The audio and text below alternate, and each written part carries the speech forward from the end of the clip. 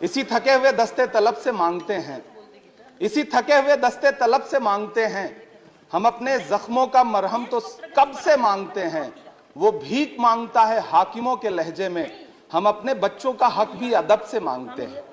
उपसभापति महोदय, ये जो रेजोल्यूशन है, इसके जो महत्वपूर्ण एक दो बिंदु हैं, उसमें एक बात कही गई है कि सच्चर समिति के प्रतिवेदन और अन्य प्रतिवेदनों की सिफारिशों को कार्यान्वित किया जाए, जिसमें मुसलमानों के शैक्षिक और सामाजिक पिछड़ेपन पर चर्चा हो।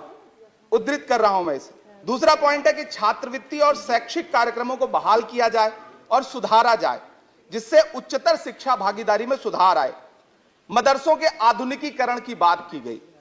मुझे हैरत है, तभी राकेश सिन्हा जी बात कर रहे थे, अभी नहीं है शायद, कहीं चले गए हैं आसपास। उन्होंने अपने भाषण में 23 बार सबका साथ सबका विकास की बात की। अभी गीता जी बोल रही थी, उन्होंने भी कहा कि सबका साथ सबका विकास का बजट आया है, लेकिन वो इसके, ये जो रेजोल्यूशन है, इसके विरोध में क्यों है, मैं समझ ही नहीं पा रहा हूं।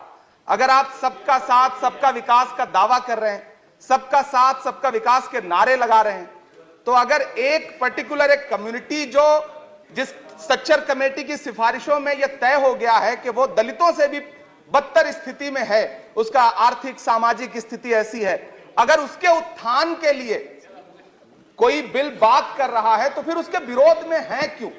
दरअसल ये वही मानसिकता है जो लगातार काम कर रही है, जिसके तहत अमृत काल में भी जो बजट पेश किया जाता है, उसमें जो अल्पसंख्यकों का बजट है उसमें 38% की कटौती की जाती है, और फिर कहा जाता है कि हम सबका साथ सबका विकास का दावा कर रहे हैं। ये कौन सा सबका साथ सबका विकास का दावा है?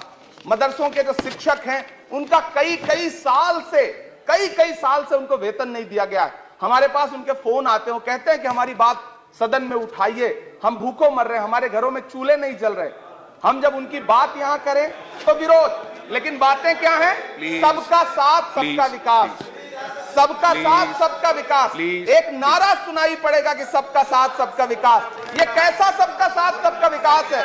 मैं सदन से यह पूछना चाहता हूं कि यहां सत्र चल रहा है उपसभापति महोदय, और इसी संसद से महज 800 मीटर की दूरी पर जंतर मंतर पर खड़े होकर के कार्यक्रम आयोजित होता है अभी 4 दिन पहले, और एक व्यक्ति वहां खड़ा होकर के सीधे आह्वान करता है कि ईसाइयों और मुसलमानों को काटना कब शुरू करोगे? सीधे आह्वान करता है। और सभापति उपसभापति महोदय, मैं पूछना चाहता हूं कि दिल्ली पुलिस उस पर कोई कार्रवाई नहीं करती, उल्टा जो मीडिया उसको दिखाने का प्रयास करती है उनको नोटिस भेजा जाता है। ये कौन सा सबका साथ सबका विकास है उपसभापति महोदय?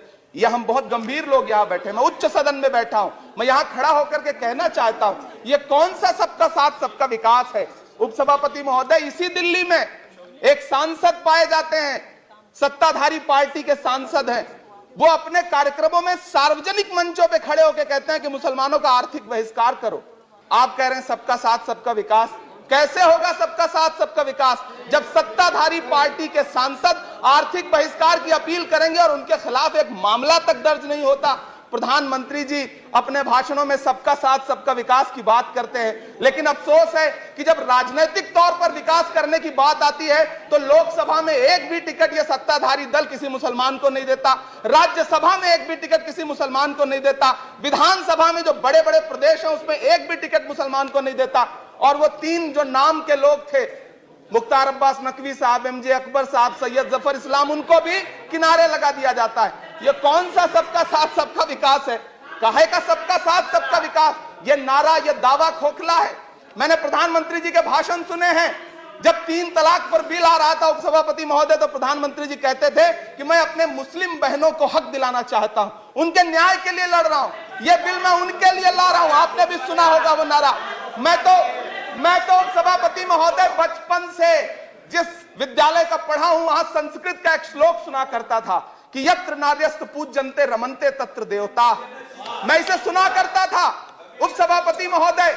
और फिर आज जब यहां सदन में खड़ा हूं तो मैं पिछले दिनों लाल किले से प्रधानमंत्री जी की, लाल किले की प्राचीर से वो भाषण, उनकी वो तकरीर भी सुन रहा था, जब वो कह रहे थे कि महिलाओं को बिना हक दिलाए देश आगे नहीं बढ़ सकता। जब वो लाल किले की प्राचीर से ये बात बोल रहे थे तो उस भाषण के महज 2.5-3 घंटे बाद उनके गृह राज्य गुजरात में बिल्किस बानो के आरोपी रिहा किए जा रहे थे, उसी दिन उन्हें माला पहनाया जा रहा था, उनका सम्मान किया जा रहा था। ये कौन सा सबका साथ सबका विकास है? उपसभापति महोदय, मैं तो आपसे कहना चाहता हूं कि जो प्रधानमंत्री जी का इंटरव्यू ले, जो फिल्मी स्टार, जो उनसे पूछे कि आप आम चूस के खाते हैं कि काट के खाते हैं, उसके लिए तो रेड कारपेट बिछा है। जो अभिनेत्रियां उनकी विचारधारा के समर्थन में बात करें, समर्थन से ज्यादा आगे बढ़ के बात करें, उनके लिए जेड सिक्योरिटी है। लेकिन वो शाहरुख खान जो पूरी दुनिया में भारत के तिरंगे का मान बढ़ाता है, जिसे फीफा वर्ल्ड कप में आमंत्रित किया जाता है, उसके लिए सोशल मीडिया पे किस तरह के ट्रेंड चलाए जाते हैं? कौन सा सबका साथ सबका विकास है महोदय? मेरा नाम इमरान है। मैं उस पीड़ा को महसूस करता हूं जिस पीड़ा का जिक्र अभी मनोज झा जी कर रहे थे। मैं उस पीड़ा से गुजरता हूं, इसलिए मैं आपसे यहां खड़ा होकर कहता हूं कि हम हर दिन सुनते हैं, कई सारे मंत्री हैं जो ट्रेवल एजेंसी खोल के बैठे हैं, जो ये कहते हैं कि देशभक्ति हर दिन देशभक्ति साबित करो, चले जाओ वहां चले जाओ।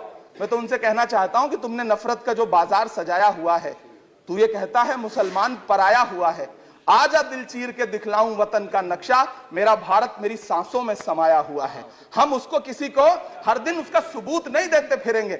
ऐसे में अगर यह बिल मांग करता है कि मुसलमानों के शैक्षिक और उनके सामाजिक, उनके आर्थिक उत्थान के लिए सरकार उस पर ध्यान दे, तो फिर तकलीफ क्या है, दिक्कत क्या है? क्या आपका जो नारा है वो झूठा है?